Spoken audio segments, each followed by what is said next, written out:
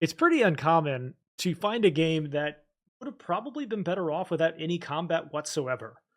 And I think South of Midnight is a great example of this. I think if they had made this game with very intricate and highly complex puzzles, it would have been much, much better. Or just taken the combat out of the game entirely.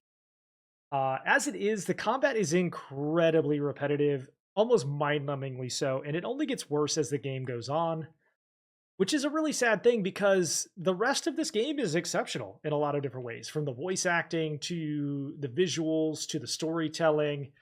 A lot of it is really cool. And particularly the way that they tell a story as part of the soundtrack. Like if you listen in on some of the background, they tell some really, really intense stories.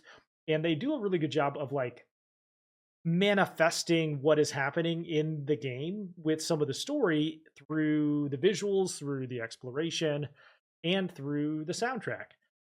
So I find myself very, very conflicted with this one because of those problems. And if you add in some of the like more linear problems that are in this game, for example, like some of the secrets here are just too easy to find. And like it literally is sometimes just you take one path a couple of steps in one direction, or you climb this wall instead of that wall, and you find some talent point. And at the end of the game, you end up with basically all of the combat points, and there's really no choice to be had.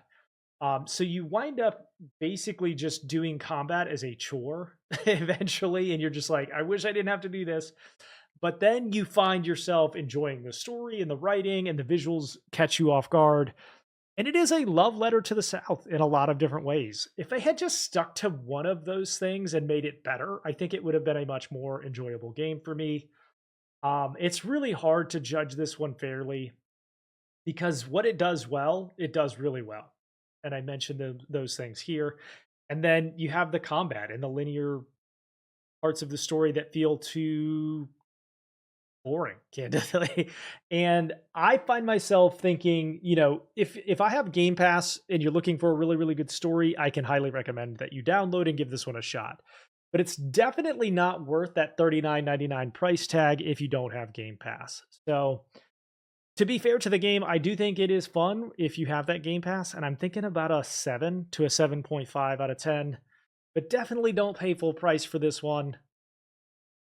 Let me know in the comments below. Did you play this game? What did you think of it?